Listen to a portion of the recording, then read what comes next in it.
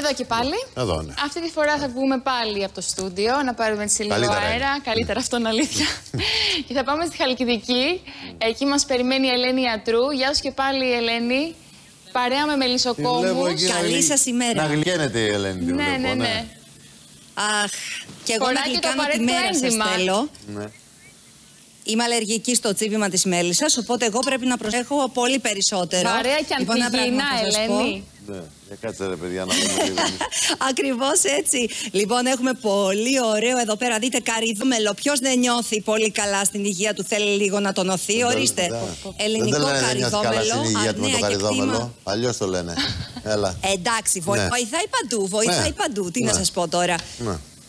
Αυτό το ξέρουν και οι ξένοι, όχι μόνο εμείς. Έχουμε μαζί μας εδώ οικογένεια Ολλανδών που έρχεται να το δοκιμάσει. Και γιατί βρισκόμαστε στο κτήμα Γεωργάκα, λοιπόν, με τον μπαμπά, τον κύριο Δημήτρη, και τον γιο, τον Αργύρη, τον Γεωργάκα, τρίτης γενιάς και δεύτερης γενιάς μελισσοκόμοι. Μορφωμένοι οι γη, τον έναν έχουμε μαζί μας. Έχουμε Όσκαρ. Έχουμε πάρει Όσκαρ μελιού, τρίτη θέση στο παγκόσμιο γίγνεσθε, σε βρετανικό διαγωνισμό. Έχουμε ένα χρυσό αστέρι για το μέλι της αρνέας του Γεωργάκα, λοιπόν. Και πώς νιώθετε, αγαπητέ κυρία Αργύρη Γεωργάκα? Χαμογελάτε, βλέπω, που έχετε το Όσκαρ, που το αφιερώνετε. Νιώθουμε πάρα πολύ καλά, είμαστε πολύ χαρούμενοι. Το αφιερώνω εγώ προσωπικά σε όλους, τον μπαμπά μου, στην μαμά μου. Λοιπόν, τι έγιναν, σε 10.000 προϊόντα, μέλι, καφές και τσάι. Ναι, είμαστε πολύ χαρούμενοι. Είμαστε πολύ χαρούμενοι γιατί το μέλι της αρνέας, το μέλι Γεωργάκα, κατάφερε να διακριθεί σε διαγωνισμό στην Αγγλία ανάμεσα σε 10.000 προϊόντα και να βραβευτεί με ένα χρυσό αστέρι. Και επειδή ήταν η πρώτη μας συμμετοχή και για μας, για μια μικρή επιχείρηση, αυτό είναι κάτι πολύ σπουδαίο για μας. Όση ώρα θα τα λέμε όμως, ο κύριος Δημήτρης, κύριε Δημήτρη, καπνίστε καλά να φύγουν οι μέλισσες, εγώ τις φοβάμαι, και ανοίξτε μας να δούμε και τα μελίσια και το κέρι. Πολύ ωραίο κέρι. Αυτή η κερίθρα είναι το καλύτερο γλύκισμα, νομίζω. Έρχεται εδώ πέρα κόσμος, έχετε δημιουργήσει με τον Οργανισμό Προαθωνικού Τουρισμού πόλο έλξη, να έρχονται στους μελισσοκόμες, να φοράνε όπως βλέπουμε πίσω αυτά τα καπέλα, να προστατεύονται και να βλέπουν όλη τη διαδικασία παραγωγής. Έχουμε καταφέρει με τον Οργανισμό Πρώτου Άθλου περιοχής να δημιουργήσουμε ένα τουριστικό προϊόν σε όλη την περιοχή. Ο κόσμος έρχεται εδώ πέρα, μπορεί να έρθει να δοκιμάσει όλες τις ποικιλίες μελιού που βγάζει η περιοχή μας, να δει την παραγωγική διαδικασία από την αρχή μέχρι το πώς βγαίνει το μέλι, να δοκιμάσει τις κερίθρες. Η κερίθρα είναι αυτή, έτσι. Εδώ είναι το μελάκι που σας λέω, κερίθρα με μέλι επάνω. Ελένη, ποιο είναι το καλύτερο μέλι? Το καπελό. Έλα το θυμάμαι, ποιο είναι το καλύτερο? Εδώ θα σας δείξουμε, άνοιξε λίγο Αργύρη. Έχουμε πευκόμελο, έχουμε το θυμάρι όπως είπες, έχουμε καστανιά και ανθόμελο. Ναι. Μπορώ να πω. Ναι. Το καλύτερο μέλι είναι αυτό που κάνουν οι μέλισσες. Από όπου και αν προέρχεται. Εάν τώρα είναι διαφορετικά τα είδη, αυτό είναι θέμα γούστου και εξαρτάται από τον καθέναν το ποιο του αρέσει και ποιο του ταιριάζει στις γεύσεις. Να σας πω κάτι, έλα Αργύρη μαζί μου. Βασικά, επιτρέψτε μου να σας πω ότι αυτό είναι το καλύτερο. Αυτό είναι το καλύτερο γλυκισμό. Όποιος δεν το έχει κάνει, να πάει στη Μελισσά να δοκιμάσει κερί με μέλι.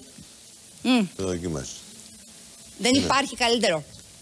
Δεν υπάρχει. Και το επόμενο βραβείο, κύριε Δημήτρη, μου είπατε, γιατί θα πάρετε κι άλλο Όσκαρ. Το επόμενο βραβείο θα είναι. Είναι για ποιο, για το μέλι κρέμα, το οποίο το έχουμε έτοιμο. Εδώ πέρα να το δείξουμε. Το έχουμε έτοιμο, μπορείτε να το δοκιμάσετε και ευελπιστούμε του χρόνου τέτοιου καιρό να σας ξαναφιλοξενήσουμε για το πρώτο βραβείο για το μέλι κρέμα. Τώρα, αυτό το μέλι κρέμα τι ιδιαίτερα χαρακτηριστικά έχει? Το στέλνουμε και έξω, ρε Ελένη, μόνο στην εσωτερική αγορά. Οι πωλήσεις εδώ στη νέα γενιά. Δασολόγος ο Αργύρης, ο αδερφός του μηχανολόγος. Για πες μας. Το μέλι κρέμα είναι μέλι κανονικό, απλά το έχουμε κάνει με μια τεχνοτροπία να έχει υφή κρέμας. Οπότε μέσα στο ψωμί, στη φρυγανιά πάνω, δεν στάζει, δεν λερώνεται. Ωραίο. Και είναι πολύ απολαυστικό. Να το δώσουμε λίγο στους Ολλανδούς μας. Συγγνώμη, θα μου επιτρέψεις, γιατί εδώ πέρα είναι τουριστικό προϊόν. Έχουμε οικογένεια Ολλανδών. Είναι ο Έρικ, οι δύο κόρες του και η σύζυγος. Και ο Έρικ είναι και από τη Σπάρτη. You're a Spartian. Στα ελληνικά. Μάθαινες ελληνικά, Έρικ. Ο παππούς. Ο παππούς. From Sparty. Θα έρθεις να μείνεις Ελλάδα, έμαθα. Αγοράσεις σπίτι Ελλάδα. Λίγο ελληνικά μιλάει. You can taste it if you want. You can taste it. Έρχονται εδώ λοιπόν να μας πούνε, να δοκιμάσουν το μέλι κρέμα, να δοκιμάσουν στην Αρναία και να μας βοηθήσουν να παρατείνουμε. Πολύ ωραίο. Πολύ ωραίο. Πολύ ωραίο. Is it better than the other? The brown? It's creamy. It's creamy. Είναι κρεμόδες. Ορίστε. Do you like it? Yes.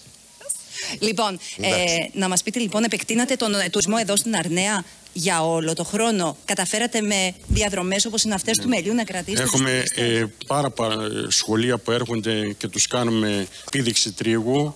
Στα Μελίσσα πάμε, τους φοράμε διάφορες στολές να τους προστατεύουμε και να μαθαίνουν και η νέα γενιά, τα παιδιά του δημοτικού, ακριβώς το μέλι το σωστό να τρώνε στη διατροφή τους. Και με άλλο Όσκαρ του χρόνου θα σας πω. Ελένη, φόρεσε πάλι την ετοιμασία σου, γιατί μας είπες ότι είσαι και αλλεργική. Ευχαριστούμε πάρα πολύ για τη σύνδεση. Αλλεργική αλλά τρόπιτη. Ωραία.